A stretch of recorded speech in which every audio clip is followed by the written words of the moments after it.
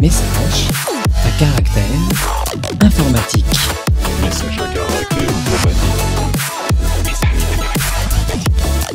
Bonjour et bienvenue dans ce nouvel épisode de Message à caractère informatique. C'est le 62e épisode, l'épisode numéro 61, et nous sommes le 5 janvier 2022.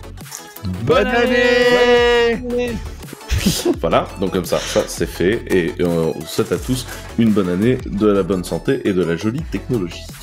Donc aujourd'hui, je suis accompagné de gens absolument splendides et merveilleux, tels que Marc-Antoine Perrenou. Bonjour Marco. Bonjour. Qui es-tu ? Alors, moi je suis dinosaure chez Clever Cloud, c'est-à-dire que je suis là depuis longtemps.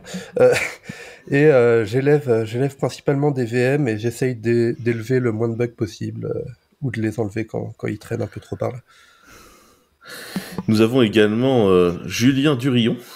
Julien, bonjour, bonne année. Bonne année à toi aussi. Moi, chez Clever Cloud, je fais tout un tas de trucs. J'envoie des factures en ce moment. Ah, je c'est fais vrai envoyer que c'est des suite de factures. tes missions. Ouais. Donc, si vous avez des problèmes de facture, vous en parlez. C'est ma faute. Voilà. Et également Pierre Zemb. Bonjour Pierre. Bonjour, du coup je m'appelle Pierre et je bosse plutôt côté data et en ce moment sur des access logs.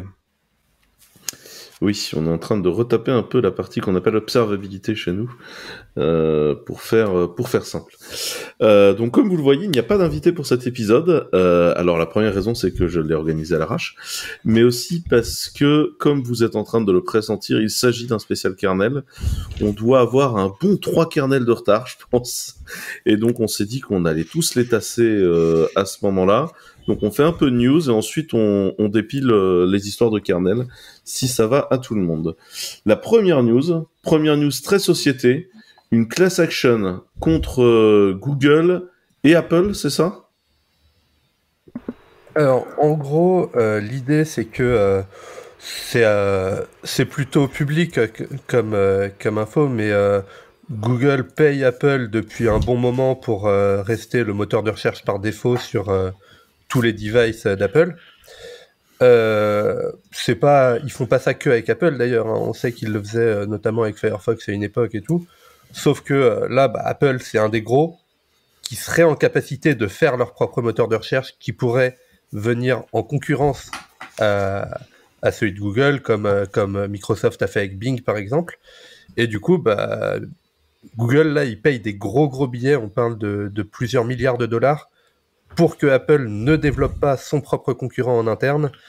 Et du coup, apparemment, ça viendrait en violation du Trust Act ou quelque chose comme ça aux US. Et du coup, il y a pas mal de boîtes du milieu de l'IT qui se sont mis ensemble pour faire un procès justement contre Google et Apple sur cette entente un peu trop cordiale à ce niveau-là, qui déséquilibre le marché finalement. Oui, parce qu'en fait, ce qui est reproché, c'est de dire que le paiement pour que Google reste le moteur de recherche par défaut pourrait masquer le paiement du fait que Apple décide de ne pas attaquer le marché de Google, et qu'en fait, aujourd'hui, il n'y a pas beaucoup de documentation des rencontres entre les CEO des deux entreprises. Et entre autres, la class action vise à récupérer de l'information à propos de ces rencontres-là pour vérifier si effectivement il n'y a pas une entente. Surtout que, comme Apple a quand même un business d'advertising, enfin ils ont un marché sur l'advertising, et que par ailleurs ils ont un moteur de recherche qu'ils utilisent déjà pour les réponses Spotlight et Siri. C'est juste qu'en fait il n'y a pas de page web pour rentrer une requête dedans. Il y a des gens qui se posent de graves questions sur cette partie-là. Et en plus, Google joue un jeu dangereux, parce que si jamais, pour faire taire la plainte, Apple lance son propre moteur de recherche et que le prix pour rester moteur de recherche par défaut dans l'iPhone payé par Google baisse, on va dire que ce serait admettre la faute. Donc, oui, il joue un jeu difficile là-dessus. Écoutez, c'est une bonne nouvelle. Moi, je trouve que c'est bien, en fait, de voir enfin les. Il y a des lois contre les monopoles et les consortiums trop larges, en fait, aux États-Unis, de les voir enfin être utilisés. Je pense que c'est une bonne chose parce que ça a déjà été fait, notamment le domaine du pétrole. Ça a été fait, c'est ce qui a donné vie à Exxon Mobil, Conco, à Aramco, etc. Donc c'est des lois, c'est bien qu'elles soient appliquées, et aujourd'hui je pense que c'est un vrai sujet, que ce soit sur Amazon ou que ce soit sur Google, qui sont des boîtes qui ont cette vision très, je dirais, prédatrice du marché. Donc je pense que c'est une bonne chose. Je sais pas ce que vous en pensez.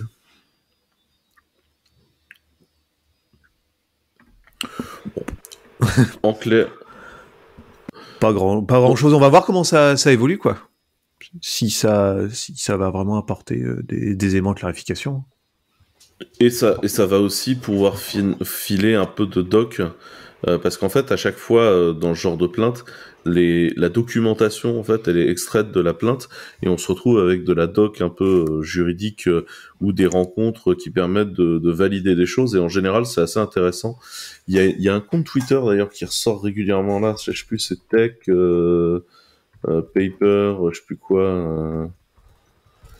Je Celui vous avec trouver les ça. emails, là, les Ouais. screenshots d'emails. Ouais. C'est ça. Je sais plus comment s'appelle ce truc. Ouais, je sais Bon. plus. Ouais. En tout cas, la bonne Je vous- nouvelle, je- c'est que là, c'est un exemple de procès en particulier, mais la bonne nouvelle, c'est que il y en a de plus en plus, justement, et que du coup, les gros, les GAFAM ou autres noms qu'on veut les appeler maintenant, vu qu'ils ont tendance à se renommer, il y en a d'autres qui deviennent plus gros et tout ça, bah, ils sont plus intouchables, en fait. Les gens se sont rendus compte que s'ils se mettent ensemble, ils peuvent faire des choses. Il y a qu'à voir ce qui a été fait aussi avec les paiements sur les plateformes iOS, où il y a Fortnite qui a eu gain de cause, par exemple, là-dessus. Alors qu'il y a 5 ans de ça, on n'aurait jamais imaginé affronter Apple là-dessus. Donc c'est bien de voir que justement les gens se bougent et n'ont plus peur d'aller attaquer les gros.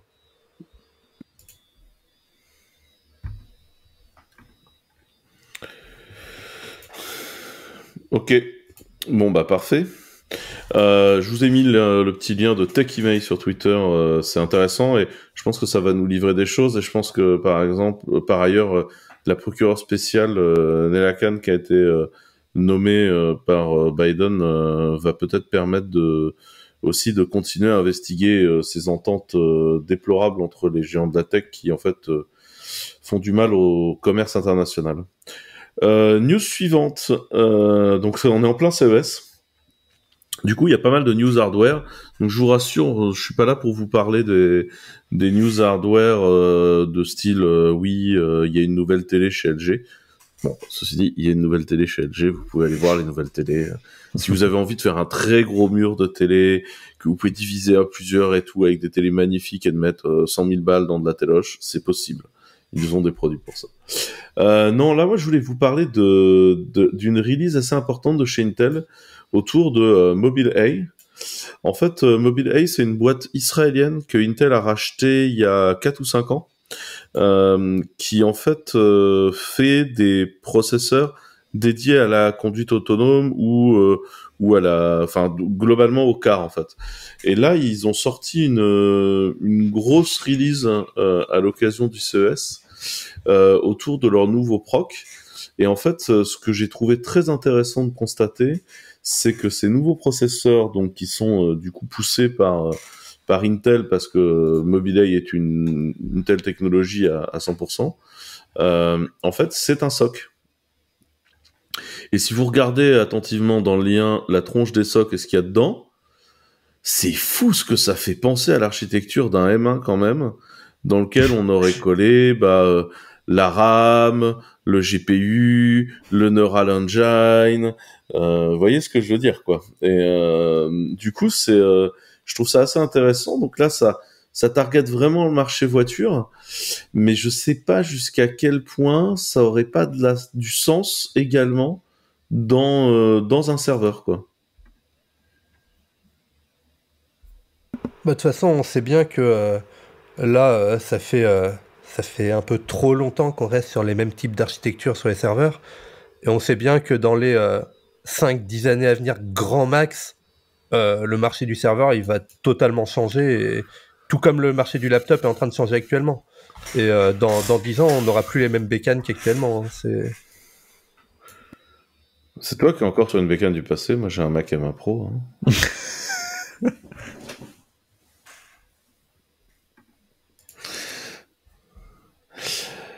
Non, mais en vrai, je trouve ça hyper excitant, moi. Je sais pas ce que vous en pensez, mais moi, je trouve ça hyper excitant, hein, ce qu'ils sont en train de faire là-dessus. Et je trouve que c'est un... Enfin, je trouve que c'est hyper intéressant de voir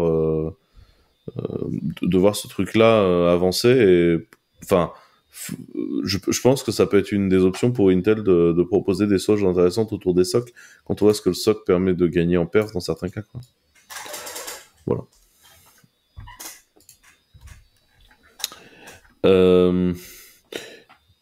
Autre annonce de proc au CES, Intel et AMD ont sorti plein de choses. C'est beaucoup du teasing, c'est ça, hein. Pour l'instant, c'est beaucoup de teasing. Ouais. J'ai mis un lien de The Verge. Globalement, c'est Intel et AMD qui vont teaser leurs futurs processeurs qui vont sortir cette année. Donc, Intel en a sorti 50 nouveaux processeurs. Donc, c'est 22 pour des PC, 8 pour des ordinateurs de gaming, pour des portables de gaming, 6 pour les séries P, donc c'est performance, 10 pour la série U, c'est pour les laptops, et 4 pour les Chromebooks et les laptops cheap. J'ai pas le mot français. Pas cher. Et Intel tease du 5,5 GHz pour les nouveaux, pour leur nouveau super processeur, l'équivalent d'un i9 12 et quelques. Ouais, y a pas eu, j'ai regardé un peu, il y a pas tant que ça de tests. C'est vraiment voilà ce qu'on va faire cette année, quoi. Voilà ce qui va sortir. Ouais, puis là c'était très consumer électronique en fait, hein, parce que c'était beaucoup des pros, c'était pas du tout les pros serveurs là qui étaient montrés, hein. Que ce soit chez Intel ou que ce soit chez AMD. Hein. AMD, ouais. Chez AMD, ils ont montré les nouveaux Threadripper, c'est ça? Et enfin là ils ont annoncé la ligne Ryzer 5000. Enfin voilà. C'est la Ryzer 5000, c'est les processeurs qu'ils mettent dans les laptops, la Ryzer 5000. Ça, c'était l'année dernière, c'était au CES 2021. Donc... Ah, merde. Je dis n'importe quoi. Oui, donc en fait, ils vont nous annoncer quelque chose, mais on sait pas lequel. Ça marche. Voilà. Bon, on fouillera ces infos-là s'il y a quelque chose d'intéressant à dire, sachant que de toute façon ça va quand même être la merde toute l'année en prod. Globalement, Intel et AMD continuent de faire des processeurs. C'est à peu près la news du CES. Oui, c'était pas très complet. Mais je trouve la news Mobileye était pour le coup relativement intéressante. Sur le Mobileye, oui, c'est intéressant. Ouais. Bah, c'est un changement de paradigme. Et c'est toujours intéressant à suivre. Ouais. Ok. Allons à la suite. La news suivante est une news pour la privacy. GNU-PG devient économiquement viable. Ouais, et c'est marrant d'ailleurs parce que donc ça c'est un lien LinuxFR et ça c'est marrant parce que sur la page qui est invitée à donner de gnupg.org, maintenant il y a un message qui dit c'est plus la peine de donner. On gagne des sous. Ça va, c'est plus la peine. Ils ont même annulé tous les dons récurrents qui avaient été set-up sur PayPal par les gens. Voilà, en mode un peu YOLO apparemment, ce qui a fait s'étonner un certain nombre de gens. Et voilà, apparemment pour l'histoire, globalement ils ont réussi, enfin ils ont sorti une version qui s'appelle, j'ai oublié le nom parce que j'ai oublié de le noter, VS quelque chose, GPG VS Desktop, un truc comme ça. Qui est en gros un soft plutôt pour Windows, plutôt desktop, qui est pareil, qui est libre aussi. Et ils ont commencé à vendre beaucoup de, comment on appelle ça, de contrats de support. autour de ça, et ce qui fait que maintenant ils sont économiquement viables. Apparemment, il n'y a pas non plus grand monde derrière GNU-PG. Ça a l'air d'être toujours une petite équipe, donc effectivement, ils n'ont pas forcément besoin d'être de vendre énormément pour être économiquement viables. Et l'autre truc qui leur a permis de bien vendre aussi et d'assurer leur futur, c'est qu'ils ont été certifiés par l'équivalent de l'ANSI allemande. Alors c'est le BSI, le Bundesamt für Sicherheit in der Informationstechnik. Vous pouvez admirer mon accent pour ça. Pas mal. Voilà. Qui globalement a décidé avant tourner sur un truc qui s'appelait Chiasmus, et qui était un truc qui était pas libre, et que en plus ou moins ils ont dû l'algorithme de chiffrement a dû être rétro-ingénieré parce que personne ne savait trop ce qu'ils faisaient, etc. Donc là ils sont passés sur l'open source avec GNU-PG, et donc ils ont certifié ce truc-là. Donc voilà, GNU-PG vous invite maintenant à donner à d'autres projets. Je sais pas si vous avez des idées de projets auxquels donner. C'est intéressant de voir que au départ, justement, c'est surtout une personne en fait qui développe GNU-PG. Il y a des contributeurs externes, mais le corps c'est vraiment une personne. Et c'est vrai que développer un gros projet comme ça, utilisé partout et qui en dépense quand même de pas mal de trucs, genre la plupart des distributions vérifient les signatures des paquets et tout ça avec GNU-PG par exemple. Et c'est vrai que pour l'instant, au départ, juste pour réussir à continuer, ils demandaient des contributions à des personnes comme vous et moi. Et là, c'est surtout qu'il y a des entreprises du coup qui se sont mis à bien subventionner le truc, que ça soit via du produit payant, du support payant ou juste de la subvention. Et du coup, je trouve que c'est une bonne démarche de leur part, du coup, de résilier les cotisations qu'avaient des particuliers, en fait, finalement, pour subventionner le truc, parce que c'est plus logique que ça soit des entreprises qui fassent tourner ça plutôt que des particuliers. Et derrière, moi, le truc que je comprendrais toujours pas à propos de GNU-PG, c'est lié à l'époque où ça a été développé. C'est GNU-PG, c'est un binaire monolithique, quoi. C'est comme Git et tout ça. L'idée à l'époque, c'était il y a un binaire qui implémente tout, et quand on a besoin de features qui correspondent, on appelle ce binaire, et puis voilà. Il y a qu'à voir les librairies comme GPGME, GNU-PG Made Easy. En fait, ce que ça fait concrètement, ça va pas appeler les mêmes fonctions que le binaire GPG. Ça va construire une commande GPG et ça va exec le binaire. Et du coup, c'est juste une autre manière de réfléchir les choses. Il y a encore des gens qui font ça en 2021-2022, mais ça devient quand même plus rare. Et du coup, le shell-out comme ça, je trouve ça un peu dommage. Et après, ça ouvre la porte à des implémentations alternatives.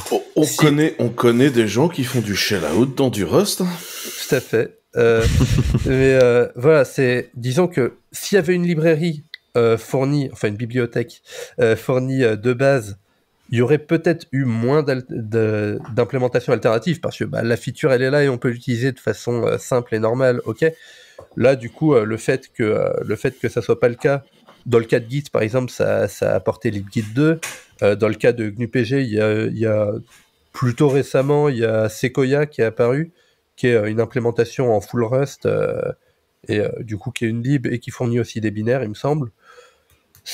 Disons que ça a du pour et du contre, ça favorise les implémentations alternatives et du coup le choix derrière, et ça évite d'avoir une seule implémentation, mais c'est dommage de ne pas la fournir sous forme de lib quand même, je pense. Voilà. Je suis assez d'accord. Bien, et tant qu'on parle de sécurité, Exchange, magnifique. Exchange ne s'est pas tapé le bug de l'an 2000, mais le bug de l'an 2022. Donc, allez, racontez-nous, qu'est-ce qui s'est passé sur ce bug? On n'est pas à l'abri qu'ils aient déjà eu un bug de l'an 2000. Probablement de l'an 2010 aussi, bon. Leur bug ou de tout l'an du moins 2022, qu'il y ait eu un patch de vendu en support pour le bug de l'an 2000. leur bug de l'an 2022, c'est quand même sur un outil qui est censé détecter des malwares dans les mails. Et si tu fais passer cet outil-là sur des mails qui ont été envoyés avant l'an 2000, donc genre sur un mail de 1998, t'as le même bug. Oh, c'est dramatique. C'est vrai. Concrètement, ce qu'ils ont fait, Tu racontes comment il fonctionne? concrètement, ils ont décidé d'utiliser, je sais pas si c'est comme ID ou autre, mais ils ont décidé de matérialiser le timestamp des mails sous une forme custom, où en gros ils prennent en string en fait les 2 derniers nombres de l'année, puis les 2 nombres du mois, les 2 nombres du jour, etc. Et cette string là, ils la convertissent en long, en signed long, pas en unsigned, parce qu'on sait jamais, on pourrait avoir des dates négatives, tu vois. Le problème, c'est que avec le passage à 2022, du coup, ça donne un long qui commence par 2, puis d'autres nombres, et ça overflow sur du signed long, et du coup, tu te retrouves avec une date négative, et ça fait tout péter. C'est juste qu'ils ont décidé d'avoir une représentation custom qui donne des nombres extrêmement grands pour rien, au lieu de prendre un timestamp basique. J'avoue que je ne comprends pas comment ils ont pu faire ça. Enfin, Donc il y a un patch qui a été émis. Hein. Et le patch, globalement, qu'est-ce qu'il fait? J'avais regardé. C'est un vieux script PowerShell qui change des droits, redémarre un truc, et tada. On n'a rien vu. À noter, un des problèmes qu'ils ont eu probablement, c'est que pour que ça overflow comme ça en 2022 et pas beaucoup plus tard, ça sent le soft en 32 bits. Voilà, le soft aurait été en 64 bits, ça serait passé. Oui, aussi, oui, j'avoue. je crois que j'avais vu, je crois qu'il y a une quote de... Faut que je vérifie, mais je crois qu'il y a une quote en fait de Bill Gates sur le sujet qui m'avait fait éclater. Mais parce que ça a pas mal trollé dans la galaxie open source. Force est de reconnaître que ça a quand même pas mal trollé. Voilà.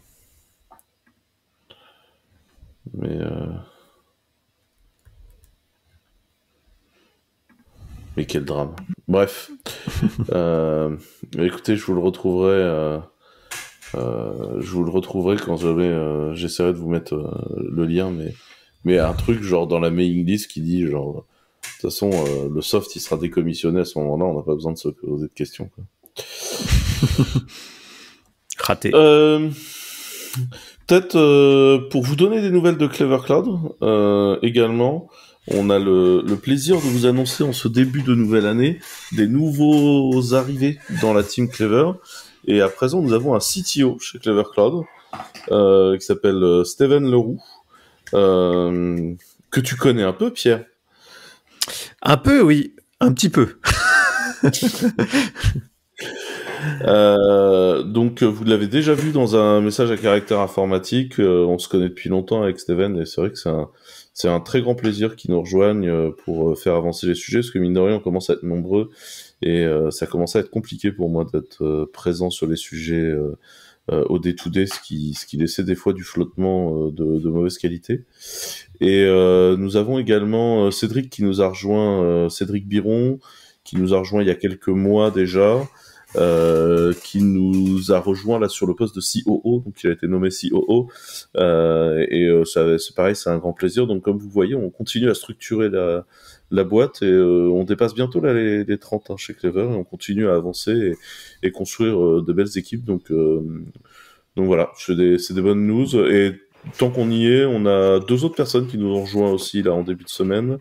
Une personne qui s'appelle Julie qui rejoint notre pôle administratif, et également Rémi Collignon-Ducré qui nous rejoint pour s'occuper de la documentation des API, des SDK, tout ça. Donc voilà, ça avance bien. Vous êtes content de vos nouveaux collègues ? Oui. J'ai à peine eu l'occasion de discuter avec pour l'instant, mais ça annonce des trucs cool. Ça commence à faire pas mal de cartes Pokémon en stock. Oui, on a aussi, bon, ça, là on est sur le futur, mais enfin le futur déjà signé, mais on a pas mal de gens qui vont venir pour assister Uber sur la console, tout ce qui est UI, CLI, etc. Et attendez-vous à des grands changements visuels ou en termes d'usage, normalement en 2022, parce qu'on va pouvoir avancer beaucoup plus vite sur toutes nos ambitions de ce côté-là. Ouais.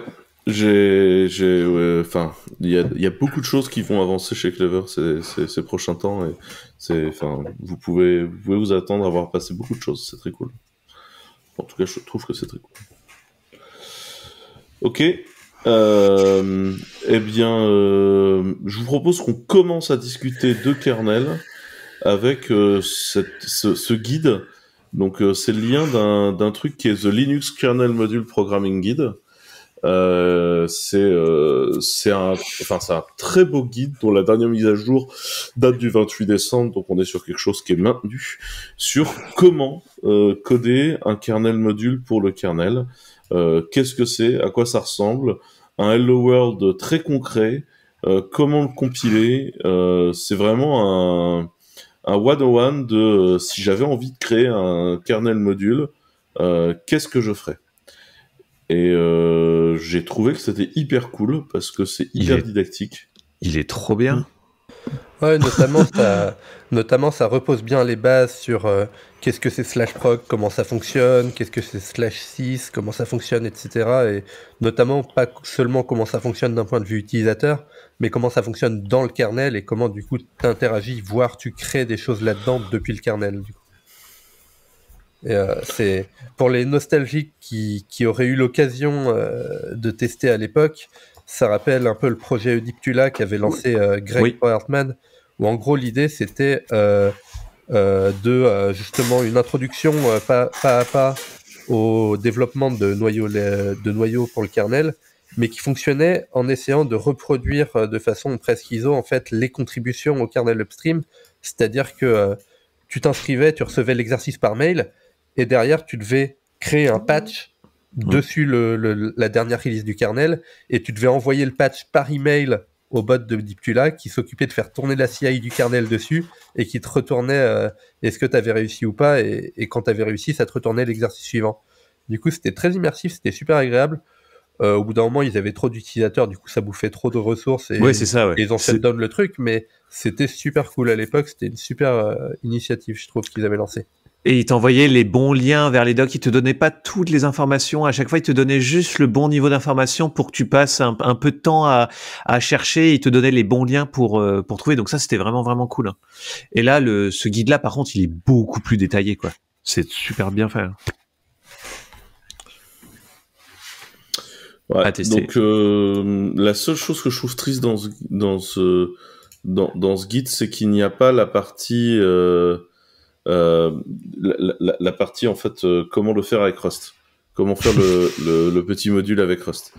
Il manquerait ce léger rajout de ta part. C'est pas encore merge la partie Rust, il me semble, ou en tout cas c'est très très early stage. On est tous à avoir un peu du Marco lagué là, c'est ça? Oui. Ouais, moi aussi je lag un peu. Mais ouais, pour l'instant la partie Rust c'est encore très early stage et je crois pas que ça soit fully merge, donc ça viendra probablement par la suite. Ça marche. Bon, on attaque. Allez. Linux kernel 5.13. Donc le Linux kernel 5.13, ça a été release fin juin, si ma mémoire est bonne, donc on a un bon gros 6 mois de retard. Il y a comme d'hab des tonnes et des tonnes de trucs. Je sais que c'était aussi le kernel dans lequel tu avais les premières releases de support du Apple M1, si ma mémoire est bonne. Et du coup, ce que je vous propose, c'est qu'on avance dessus sur les grosses news que nous on a sélectionnées. Donc comme d'habitude, dans une release kernel, il y a plein de choses. Ensuite, il y a tous les drivers de support de matos, où on va rarement vous en parler, sauf quand on trouve ça marrant. Et il y a plein de nouvelles où soit on s'en fout, soit on l'a pas compris, ce qui existe aussi, et qui du coup nous concerne pas spécialement. Mais dans les features principales, la première c'est Landlock. Qui veut nous expliquer ce qu'est le Landlock? Bon, j'ai qu'à y aller. Du coup, le Landlock, c'est une fonctionnalité qui permet de sandboxer des process. L'intérêt de ça te permet qu'un utilisateur qui a très peu de droits ou qui n'est pas en mode privilège, puisse dire, bah voilà, mon process tourne en mode sandbox. C'est ça, j'ai bien résumé, Marco? Bah, c'est ça. En fait, Landlock, du coup, c'est un LSM, un Linux Security Module, où en gros, ça se cale au même niveau que SE Linux, AppArmor et d'autres alternatives du genre. Et c'est ça, c'est un avantage, c'est que c'est utilisable beaucoup plus simplement dans des contextes sans droit super user. Et contrairement à d'autres solutions comme BPF-SecComp dont c'est inspiré, ça va pas filtrer juste sur les syscalls et sur les arguments qu'on passe au syscall. Ça va être du filtre sur les ressources kernel en elles-mêmes en fait, et du coup en respectant les hiérarchies telles que vues par le kernel dans les objets file system et tout ça. Et ça va avoir un fonctionnement de layering en fait. Du coup, on peut avoir des trucs plus ou moins incrémental en héritant le contexte du parent et tout ça pour rajouter de la sandbox supplémentaire. Et voilà, du coup, ça se veut un peu plus flexible et c'est une gestion des droits qui prend pas la même direction que les trucs plus orientés qu'est-ce qui vient du userland. Là, c'est vraiment plus comment ça se passe dans le kernel en fait. Nice. Je pense que ce qui est important, c'est de comprendre que tout ça découle de la volonté du kernel d'être de mieux en mieux géré dans son multicœur en fait. Si je résume les choses, ça a du sens de le dire comme ça ou pas, Marco? Bah ça dépend ce que tu entends par multicœur. Là pour le coup, il n'y a pas de, enfin, c'est pas cœur au sens CPU du terme en tout cas. Ouais, mais une meilleure gestion de la sécurité et des droits d'accès te permet une meilleure parallélisation. Ouais, bah, là c'est surtout une question de configurabilité et d'auditabilité aussi et vraiment bah le sandboxing ça reste quand même la manière principale de prévenir en amont les comportements inhabituels et du coup les potentielles failles. Et le sandboxing maintenant, dès qu'on peut, on en met autant que possible. Donc c'est un niveau de sandboxing complémentaire par rapport au truc qui existe déjà, quoi. C'est ce qui permet, comme la plupart des additions intéressantes du kernel dans les dernières années, en fait, finalement, on a eu plein de failles qui sont tombées ces dernières années, et du coup, on ajoute le plus possible de trucs qui pourraient permettre d'éviter ces failles à l'avenir. Oui, on fait du préventif, quoi. Ok. Je vois qu'ensuite, on a mis dans les grandes features la CLang Control Flow Integrity. Peut-être que avant qu'on parle de ça, peut-être expliquer ce qu'est CLang et quel est le rapport avec le kernel, pour commencer. CLang, du coup, c'est le compilateur C de la suite LLVM. Qui a gagné beaucoup d'attrait ces dernières années. Les distributions s'y sont de plus en plus mis. Je crois même que Fedora maintenant, par exemple, compile les trucs par défaut avec CLang. Donc c'est vraiment devenu... Peut-être rappeler qu'à la base, le kernel a toujours été construit dans l'idée qu'il était compilé avec GCC. C'est ça, c'est-à-dire que historiquement, le kernel et beaucoup d'autres projets, on fait du GCC, et si ça marche avec autre chose, tant mieux, mais on va pas chercher à ce que ça marche, quoi. C'est avec beaucoup d'utilisation de features spécifiques à GCC, pas forcément standard, etc. Et il y a une initiative dans le kernel qui a quelques années déjà, qui visait à le rendre compilable avec CLang et la suite LVM. Ça y est, maintenant, depuis début 2021 à peu près, c'est possible de compiler le kernel avec CLang.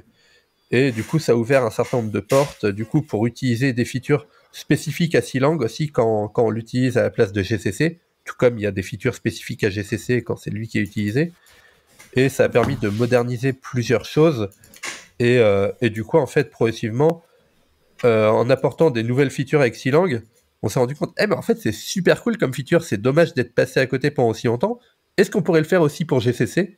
Et du coup, le noyau s'est mis à supporter uniquement des versions plus récentes de GCC aussi. Genre là, maintenant, il me semble qu'il faut au moins GCC 5, alors qu'il n'y a pas si longtemps, ça supportait encore GCC 3, parce que justement, ils se sont mis à ajouter des features plus sympas aussi dans le cas de GCC.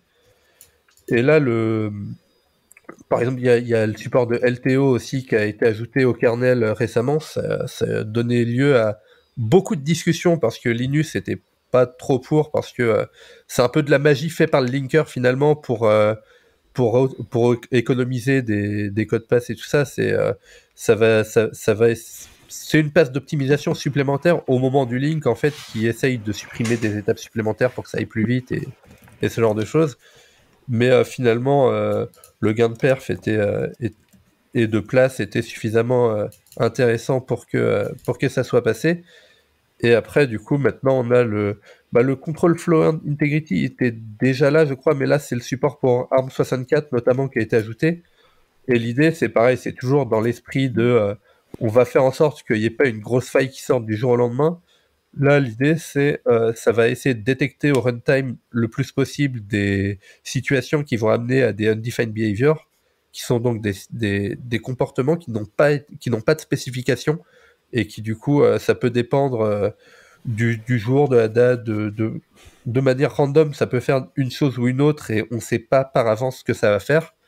Et là, ça essaye de détecter ce genre de situation et de crash. Concrètement, ça va crash au lieu d'arriver dans une situation où on ne maîtrise plus ce qui se passe et qui pourrait du coup être vecteur d'attaque. Oui, il vaut mieux crasher que de leaker de la data, ouais. Ou du privilège, ou whatever. C'est ça. On est d'accord que quand tu parles de LTO, c'est Link Time Optimization, c'est ça ? Tout à fait. Peut-être expliquer ce que veut dire cette opération Link Time Optimization pour tout le monde. On a fait beaucoup de pédagogie déjà sur les compilos ce matin, mais c'est peut-être une bonne chose. C'est comme je disais, c'est le fait, alors, quand le compilateur fait des optimisations, donc il va parser le code et il va faire l'arbre syntaxique et il va voir s'il n'y a pas des raccourcis qu'on peut prendre à droite à gauche ou bien fusionner des étapes pour qu'il y en ait moins. Là, ça va être un peu la même chose, sauf que ça va pas se baser sur l'arbre syntaxique qui est généré à partir du code. Ça va gérer les différents modules de compilation qui ont été créés par le compilateur. Et pareil, ça va essayer d'en fusionner certains entre eux. Ça va regarder, là, pour aller de ce module-là à ce module-là, on passe toujours par cet endroit-là. Est-ce qu'on pourrait pas unifier ce chemin aussi ? Et ça va essayer de faire des optimisations comme ça qui vont permettre de gagner d'une part de la place et d'autre part de la performance sur certains traitements. Ça prend plus de temps à compiler nécessairement parce qu'il y a une étape supplémentaire, mais ça a des gains en général qui sont non négligeables. Aujourd'hui, l'utilisation de LLVM, ça a un impact performance ou pas quand on compile son kernel ? Ça dépend des sujets. En fait, il y a des sujets sur lesquels on voit un net gain de perf, il y a des sujets sur lesquels on voit des régressions, parce que les différentes choses ne sont pas forcément implémentées ni optimisées de la même manière par Silang et par GCC, mais il y a beaucoup de travail qui est fait là-dessus. Et au-delà des gains de perf, ça gagne aussi en clarté. Notamment, par exemple, il y avait des fonctionnalités assembleurs qui n'étaient pas aussi bien supportées dans Silang que dans GCC. Du coup, ça a amené les gens du kernel à réécrire des bouts d'assembleur en C finalement, en s'assurant que le code assembleur généré par GCC, par exemple, restait similaire et qu'il n'y avait pas de régression à ce niveau-là. Et ils se sont aperçus derrière que du coup, le code généré par Clang était meilleur. Tu vois, c'est... La perf en assembleur, elle est aussi liée au fait que GCC progresse lui-même, et donc des fois il y avait des optimes que tu faisais en assembleur direct qui n'ont pas de sens, qui n'ont pas de sens dans une nouvelle version de GCC. Hein, c'est ok. Toujours sur de la sécu, il y a une méthode pour randomiser les adresses de la stack qui est proposée. Pour tout ce qui est pour tous les syscalls. J'ai l'impression qu'on fait beaucoup bosser Marco là. En fait, dans les failles de sécurité exploitables au niveau kernel, il y a beaucoup de trucs où c'est parce qu'on peut prévoir à quel endroit de la mémoire va être une information. Et du coup, si on peut s'arranger pour avoir un overflow dans un coin ou autre, on va pouvoir contrôler à quel endroit de la mémoire on va écrire quelque chose pour overrider des privilèges ou autres. Du coup, de plus en plus, il y a des features qui ont été ajoutées au noyau pour faire en sorte que on ne puisse plus prévoir en fait ces choses-là et que les choses soient placées à des endroits random de la mémoire.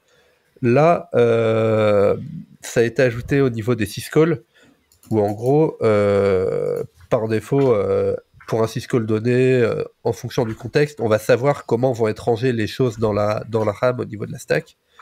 Là, l'idée c'est que on va plus pouvoir le prédire, ça va être calculé à la volée en fait en fonction de différents paramètres, et ça va éviter une partie de ces failles là.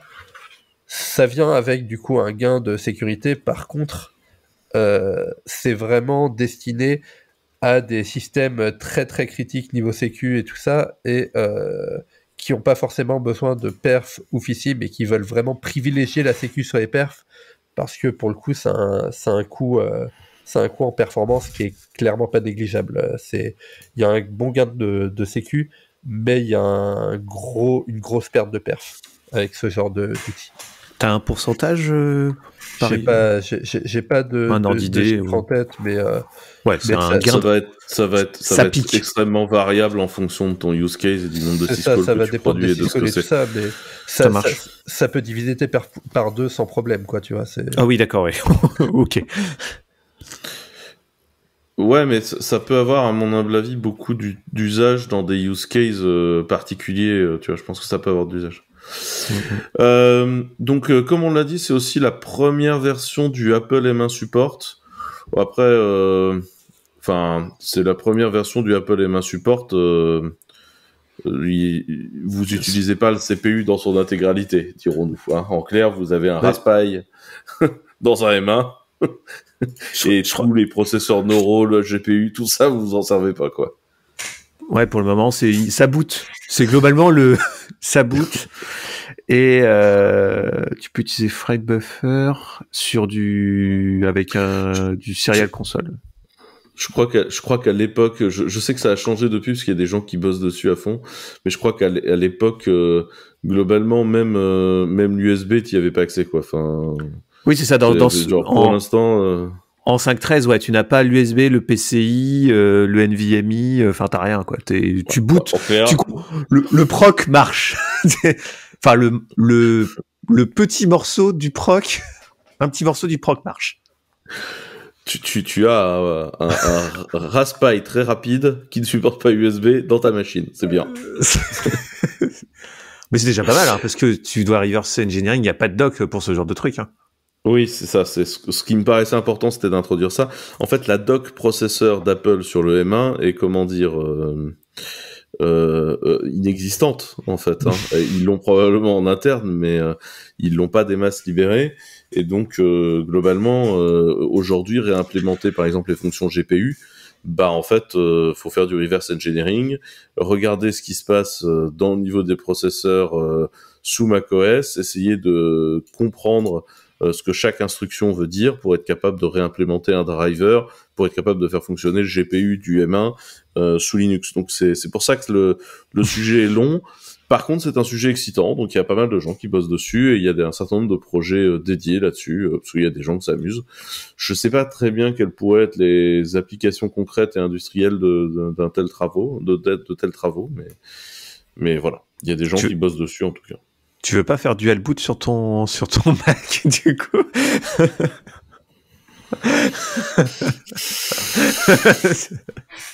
Ça ouvre ça comme possibilité. Mais bon. Ouais.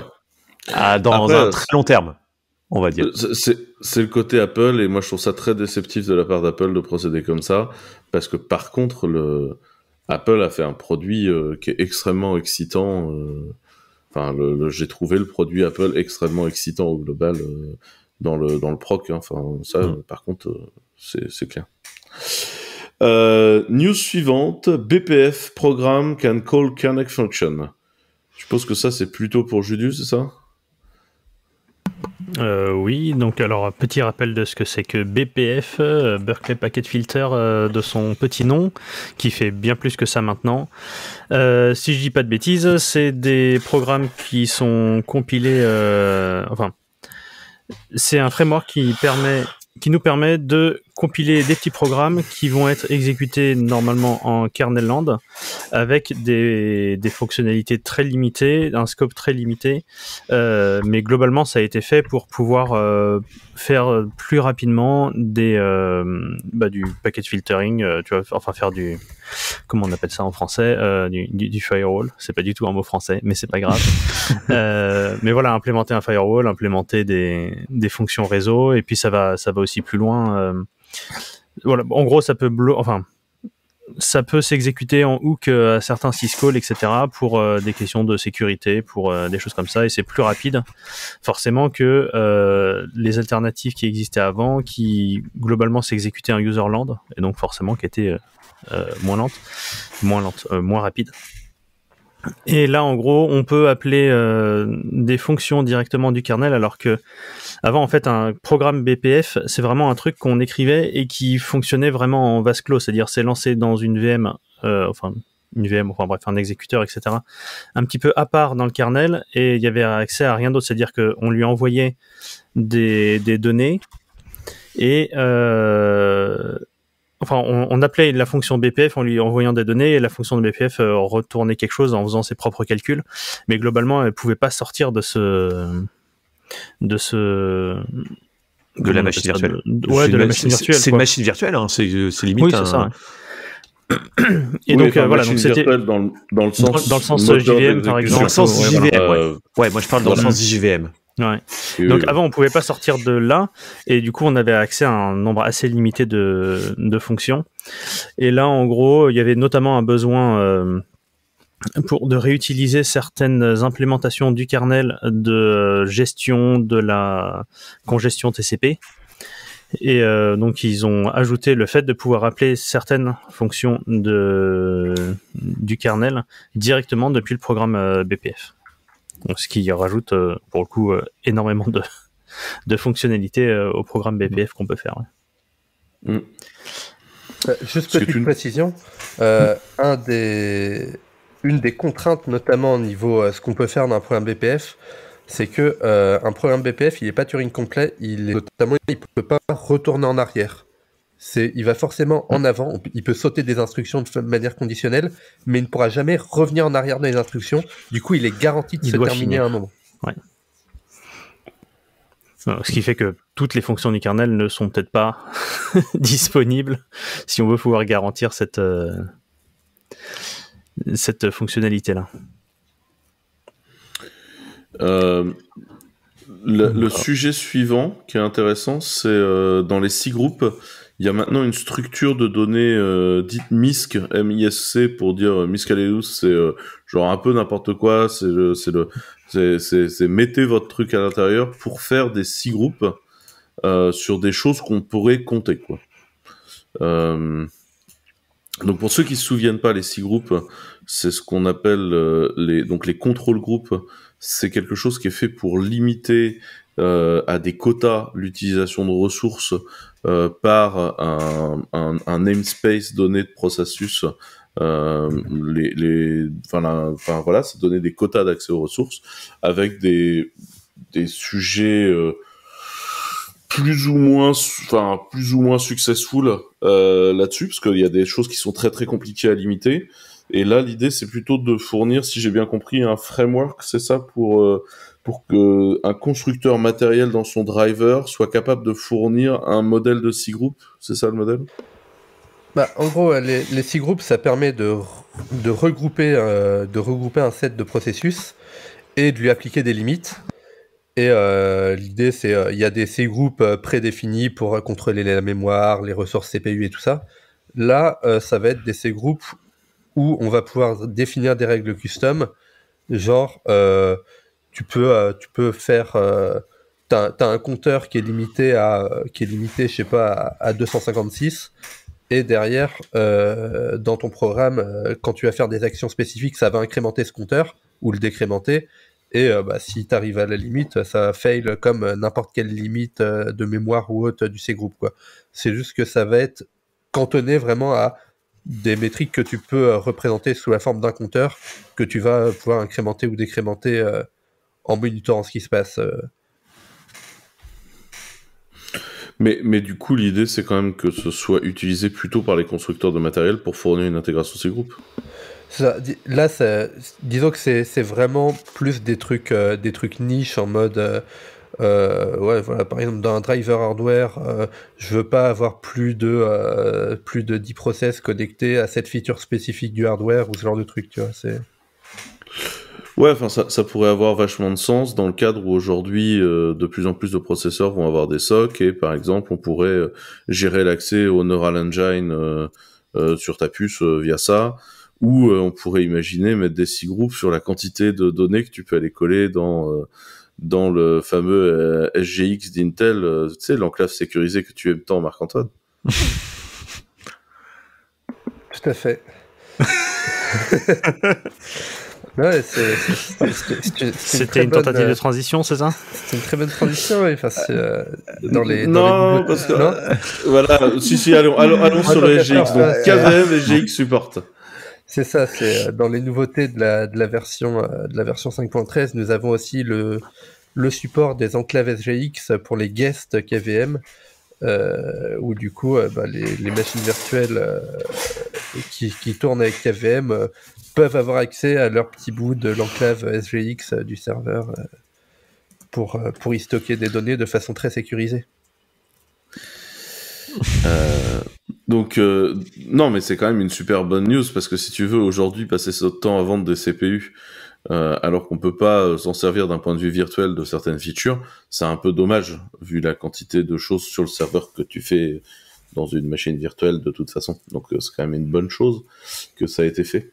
Et tant qu'on parle de virtualisation, parce que en 5.13 il n'y avait pas des masses de choses, mais il y avait un truc drôle, c'est que maintenant il y a un driver Virtaio pour tout ce qui est son, ce qui va permettre à des machines virtuelles d'aller envoyer du son. Et de manière moi j'y vois... Ouais, de manière efficiente et avec un mix de sons cool. On pourrait même imaginer on pourrait même imaginer aller faire tourner un Jack D, par exemple, tout seul dans sa machine virtuelle pour le faire. Est-ce que ce serait une bonne idée? Je ne sais pas. Mais c'est possible. Mais on pourrait faire ça. Autant un Pulse à la limite, mais un Jack D, vu que c'est censé être pour du real time, Virtaio, ça a beau être le top niveau perf en vertu. Pour du real time, j'irai pas jusque-là. Je te l'accorde. Non, par contre, le sujet qui est intéressant là-dedans, c'est je trouve que ça relance des choses qui sont qui est intéressant. C'est tu sais, t'avais des OS où toutes les applications étaient virtualisées dedans. Ça s'appelait pas Cube avec un Q, ce truc. Si, c'est fait par une Russe, là. C'est une Russe qui a fait ça sur Xen avec où tes applications avaient même un code couleur en fonction de la VM dans laquelle elle tournait, etc. Ah oui, c'est vrai. Oui, c'est toujours avec un cas, ce truc-là. Ouais, c'est toujours maintenu. Ouais. Comment il s'appelle? C'est toujours maintenu. J'avais rencontré un des gros mainteneurs quand avant, dans le monde d'avant, quand il y avait des conférences à un FOSDEM. J'avais eu une longue discussion qui avait été ma foi fort intéressante avec cette personne. Et c'est avec un Q, c'est ça. Ouais. Ouais, c'est avec un Q. Ouais. Et oui, il y a un mini summit en 2021 qui a eu lieu, donc si le truc existe toujours. Et en vrai, le modèle est hyper intéressant et clairement, je pense que des modèles comme ça où tu pourrais enfermer totalement dans des machines virtuelles des applications graphiques running, mais dans un modèle assez agréable d'accès, ça a du sens. Et là, Virtuo pour ça a du sens. Je pense que l'autre raison d'exister de cette extension, elle doit être pour les gens qui font du cloud gaming, non? Oui, genre les gens qui veulent une VM Windows pour jouer à des trucs compatibles que Windows, par exemple, sinon ça peut être potentiellement utile pour eux. Ah oui, aussi. Donc voilà, ça c'était les small news en virtualisation. Il y a quelque chose dont je ne comprends pas bien l'intérêt, mais je suis sûr qu'on va me l'expliquer, c'est le ZSTD Compressed Module. On a déjà eu l'occasion de parler de Z-Standard dans des épisodes spécial kernel, entre autres, au moins. C'est donc une solution développée initialement par Facebook qui fait de la très bonne compression de façon très performante, qui est du coup une des alternatives privilégiées quasiment partout maintenant, parce que c'est un des algos les plus rapides et qui a une compression vraiment plutôt pas mal comparé à ce que pourrait faire du gzip par exemple.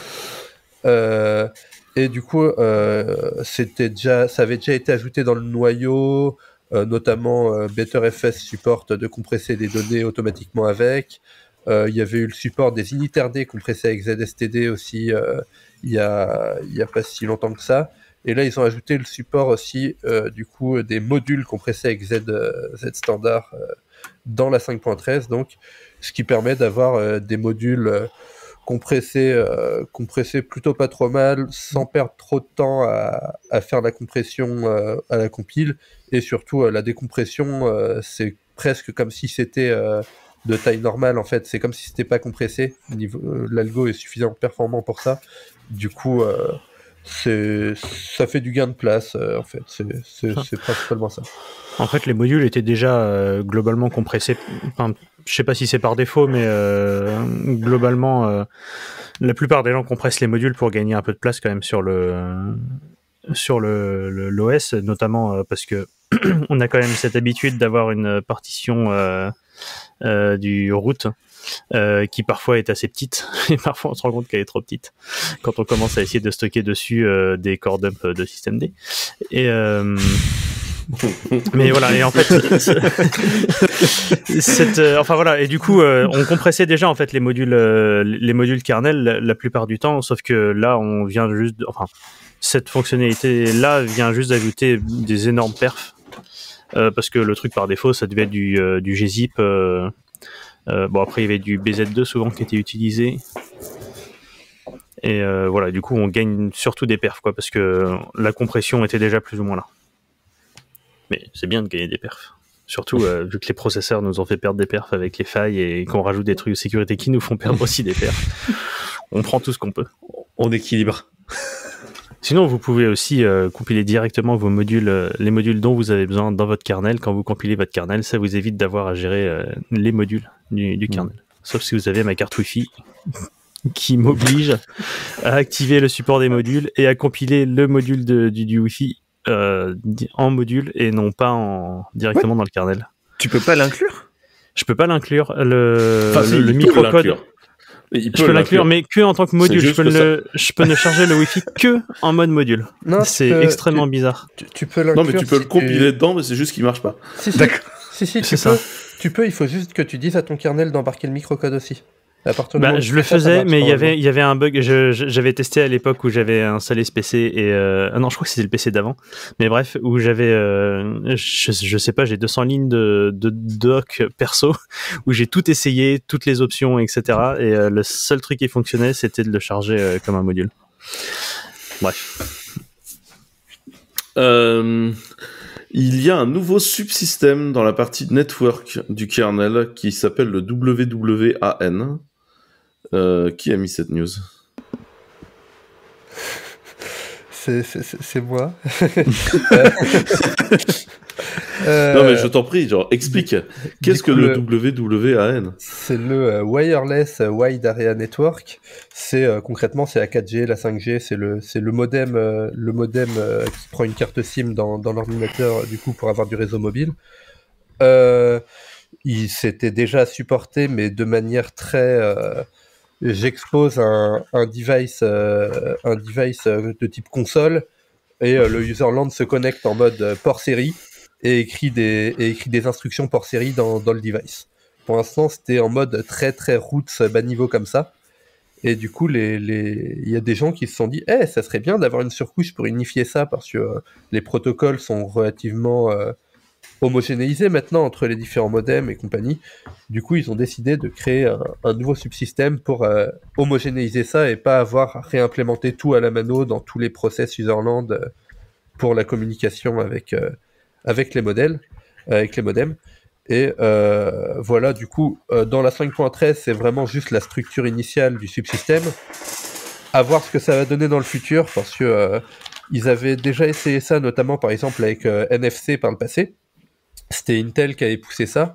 Ils avaient ajouté un subsystème NFC et un joli démon userland qui s'appelle NIRD, qui était maintenu par notre shell Samuel Ortiz de chez Intel. Mais ils ont un peu abandonné le projet maintenant, et en fait tout le monde quasiment utilise une implémentation userland qui passe en mode USB comme des gros salles par le kernel, en bypassant totalement le subsystème NFC. Donc à voir si le subsystème W1 aura plus de succès que le subsystème NFC ou pas. C'est wait and see.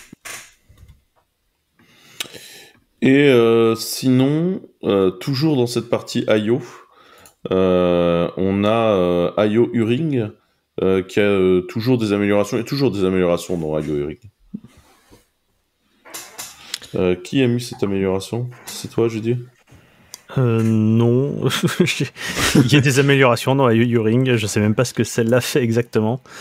C'est une fonctionnalité qui s'appelle, ils ont ajouté le support du multi-shot mode, et j'avoue, j'ai pas compris.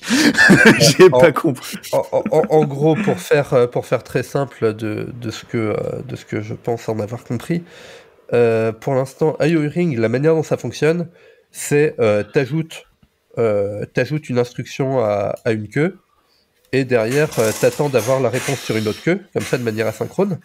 C'est un peu comme IOCP sur Windows et tout ça, c'est en mode tu queues une tâche et t'obtiens une notif quand la tâche est finie. Et du coup pour l'instant c'était de la notif en mode one shot, tu vois, c'est tu queues une tâche, quand elle est finie t'as une notif, et puis voilà, la queue la tâche elle est détruite. Là l'idée c'est de pouvoir enqueue une tâche dans la queue qui va pouvoir être récurrente en fait, et du coup avoir une notif dans la queue de retour à chaque fois que l'action a été terminée, par exemple.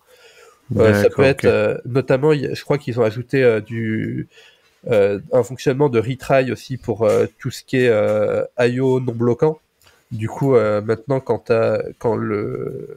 l'action se prend une erreur woodblock, il y a moyen de dire à I.O. Uring de la retenter plus tard pour voir si ça passe, et du coup via ce type de mécanisme tu peux avoir une notif dès qu'il y a eu de l'avancement sur l'I.O. par exemple, en mode là j'ai écrit 10 des bytes que tu voulais écrire, là j'en ai écrit 15 autres, là ça y est j'ai fini d'écrire le reste. Oh, c'est trop bien ça. Voilà, c'est vraiment trop bien. Mais t'as c'est le lead dev d'I.O. Uring qui travaille sur Facebook, qui publie souvent des benches et ses avancées. C'est super impressionnant ce qu'on arrive à avoir sur un seul cœur. On commence je crois qu'on tapait les 10 millions d'opérations juste avant. Ouais, tout à fait. Il a dû changer l'output de son outil de bench parce qu'il commençait à y avoir trop de chiffres et les gens râlaient. Littéralement, il a dû changer pour plus display en kilo machin, mais en méga machin. Trop bien. Ça va changer énormément de choses. Hein. Côté data, côté base de données et network. Après, sur la release, I.O. Uring, ça va être incroyable. Là, pour l'instant, vous avez les tout débuts d'I.O. Uring qui commencent à arriver dans les softs, mais en vérité, ça va être incroyable, tout ce que I.O. Uring va apporter. Là, je pense qu'après, on a fait le tour des grosses news de la 5.13. Il y a donc l'ajout d'un certain nombre de drivers, comme d'habitude. Il y a des nouveaux SOC, en un peu de rôle, il y a des nouveaux SOC. Rien de bien incroyable, mais il y a un petit nouveau SOC de chez ST Microelectronics qui est sympa. Il y a le nouveau Quad Max aussi de chez NXP qui est là, donc c'est cool. Tout ça avance tranquillement, et je pense que c'est une bonne chose. Et puis après, dans les autres nouveautés, il y a le contrôleur de jeu de chez Amazon aussi qui a été ajouté. Et dans l'arbre x86, il y a eu beaucoup de boulot, mais on en a déjà parlé sur KVM. Il y a eu aussi beaucoup de boulot sur KVM dans l'arbre ARM, ce qui prouve que ARM est en train de prendre vraiment une place d'exécution à la fois serveur et laptop classique, parce que voilà, la virtualisation aujourd'hui c'est un standard de processeur pour tous ces usages-là, et je pense que tout le boulot qui est fait en ce moment sur les architectures ARM autour de ces choses-là montre bien. Et la vitalité de la partie ARM du kernel est assez impressionnante. Enfin, clairement, c'est assez impressionnant. Voilà. Bon, je pense qu'on a fait le tour de la 5.13. Je vous propose de nous quitter en musique et de nous retrouver la semaine prochaine avec la même équipe pour dépiler 5.14 et 5.15 et quelques news qu'on aura. Donc peut-être Julien, tu nous expliques ta musique ? Allez, parce que j'ai été le seul à préparer une musique. Du coup, on va même pas lancer le dé. Ouais, c'est un mashup parce que comme les gens qui me connaissent le savent, j'aime beaucoup les mashups. Et je vous en avais fait un dans un épisode précédent. Et là, il y a un mashup qui est sorti en mai déjà et que j'ai écouté en boucle sur le moment tellement il m'a explosé le cerveau. C'est Pomplamoose. J'ai déjà parlé de ce groupe. C'est un couple là qui a monté ce groupe-là. Le mec du couple, c'est le patron de Patreon. Le fondateur aussi de Patreon. Voilà, et donc là, ils font un featuring KO, un type que je connaissais pas avant d'écouter ce mashup. Il mashup Every Breath You Take. Vous savez, la chanson ultra creepy avec le mec qui fait qui stalk une meuf là, ou qui stalk on sait pas trop qui d'ailleurs. Et 500 Miles, je sais pas si vous voyez cette chanson là qui est à la fin souvent dans les films de Ken Loach ou ce genre de choses. Enfin vraiment là la chanson When I Wake Up, Well I Know I'm Gonna Be. Enfin bref, je vous laisserai écouter. Et le mashup des deux est complètement improbable, mais la première fois que je l'ai écouté, il m'a fait, vous savez, un peu comme quand on mange un truc trop froid et qu'on a mal à la tête. Tellement c'est improbable, mais qu'en fait ça rend super bien dans leur version. Donc voilà, je vous invite à l'écouter, c'est super bien. Et ben voilà, donc on vous le lance pendant ce temps-là, et puis bah du coup on vous remercie à tous de nous avoir écoutés. Je constate qu'on a été dans le timing, et on vous dit tous à la semaine prochaine. Allez, à plus tous. À la semaine prochaine. À la semaine prochaine.